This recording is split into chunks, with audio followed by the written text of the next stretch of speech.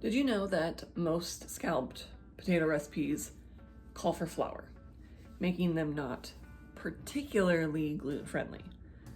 I have a simple swap that will make this recipe 100% gluten-free, but still just as cheesy and delicious as everybody's favorite scalloped potatoes. Plus, it has bacon in it, which makes it better. Follow along with the recipe. Let me know what you think in the comments.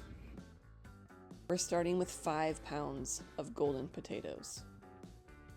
I'm going to peel all of the potatoes, as much of the skin as I can get off, and pop out any of the eyes if they're really gross. I'm putting them in a dish so that I can take them over to my sink and rinse off all the gross dirt. I have a pot of cold water waiting, which is where I'm going to put these slices once I get them done.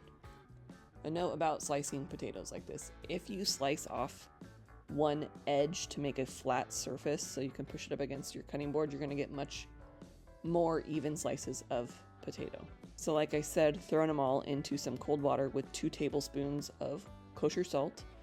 We're going to follow that up with 4 cloves of garlic.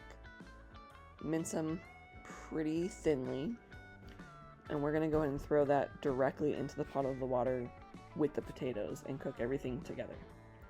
Once you're done with that garlic, you're going to finely dice a whole onion, and that is going straight into our pot with the potatoes as well.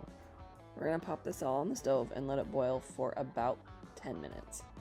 I forgot to film myself doing the butter and flour thickening agent, but here we have 2 cups of cheese and 2 cups of milk, and we're mixing that in there, and the butter and the flour help thicken up your cheese. You're putting that over the pre-cooked potatoes, a little bit of salt, pepper, more cheese on top, a little bit of parsley to brighten it up.